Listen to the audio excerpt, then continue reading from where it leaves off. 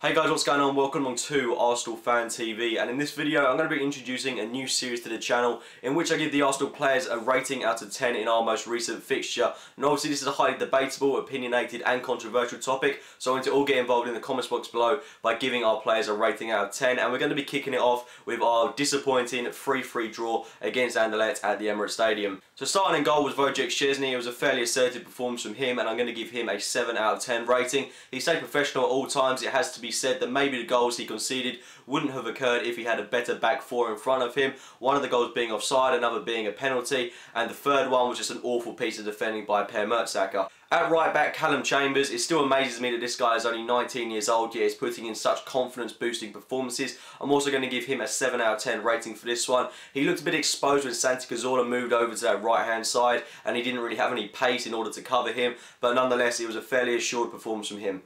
Now looking at our centre-backs, I'm going to start off with someone that could have come under a lot of criticism in this game, and certainly did come under a lot of criticism, is Nacho Monreal. I'm going to give him a 6 out of 10 rating purely on the basis that he was being played out of position in this one, which of course is a massive frustration to see, and I certainly think that the player I spoke about a minute ago, Callum Chambers, is much better suited to the centre-back role than Monreal, and we should also be giving Bellerin a chance in this game. But focusing on Monreal, he gave away the penalty for us. It was very unprofessional from him, and then to go and touch the referee is just something you don't do. I mean, he's an experienced professional, shouldn't be doing that, but would this have occurred if he had been starting in his correct position? Who knows? Per Mertesacker is also someone that I believe deserves to come under scrutiny in this one. Conceding the goal right at the end was just so unprofessional from him. He's a 6'7" guy. He shouldn't be letting Mitrovic get ahead of him like that. It's just unacceptable from him. I think a lot of it stems from not having pace alongside him, and he certainly misses Laurent Koscielny. I don't think he prefers to be utilised on the right hand side of the defence as well.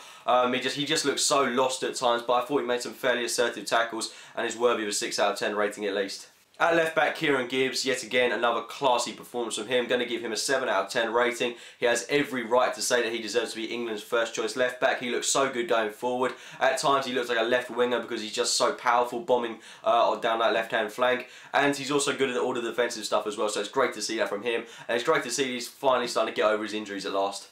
In midfield, we started with our captain, Mikel Arteta, and I certainly felt when he left the pitch, we lacked his leadership qualities a lot. Love or hate the guy, he is a true leader in the team, and for that reason, I'm going to give him a 7 out of 10 rating. Executed his penalty with such coolness. Great to see him get on the scoreboard for the first time this season, and hopefully his hamstring injury won't be too much of a problem. Looking at our other central midfielder in Aaron Ramsey, I'm going to give him a 6 out of 10 rating in this game, and it has to be said that he was one of the more disappointing players on the pitch yesterday night. Honestly, don't know what's happened to the guy this season. He looks a shadow of his former self, and it looks too much like he's trying to make brilliance happen at times, and it was really frustrating to see that he looks more interested on getting on the scoreboard than helping us when we needed him in a defensive situation. A prime example of that would be when he tried to take a free kick and he blazed it about a mile over the crossbar. On the right wing, we saw Alex Oxlade-Chamberlain start, and I'm going to give him an 8 out of 10 rating. Certainly one of the more positive players that we could look at in this fixture. He just looked so assertive going down the right-hand side, was taking it past players with ease. His goal was absolutely superb by him. Great to see him get on the score sheet, and he provided excellent cover for Callum Chambers at right back, and it was a shame to see him go off in the latter stages of the game. Our attacking midfielder for this one was Santi Cazorla, and he was yet again a player that didn't really take control of the game. He was very quiet. I'm going to give him a 6 out of 10 rating. Failed to impress me, and he didn't really set a marker on the game. Looking on the left hand side of the pitch at Alexis Sanchez, I'm going to give him an 8 out of 10 rating. Every single Arsenal player in our team has to be looking to this guy as an example. His work rate is phenomenal for us. He looks like the only player that is kind of willing to take it that extra step up for us at times. His goal, pure instinct to take that as well. He is a world-class talent, and it's just a shame that the players in the team can't really reflect the effort that he's putting in on the pitch.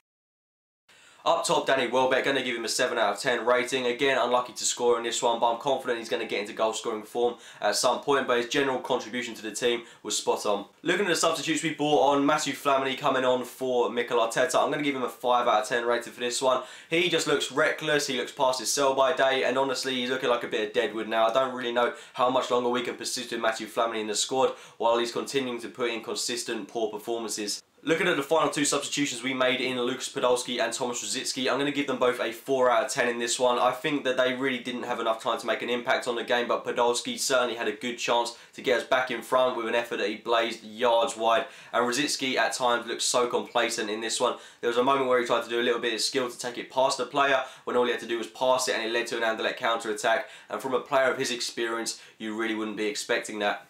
Anyway guys, those are my player ratings in Arsenal's free draw against Anderlecht. Make sure to get your player ratings in the comments box below and hopefully spark as much debate as possible in this one. If you have enjoyed the video, make sure to click that like button, subscribe to Arsenal Fan TV, check out my own channel AFC Game by Game, and as always, thank you for watching guys.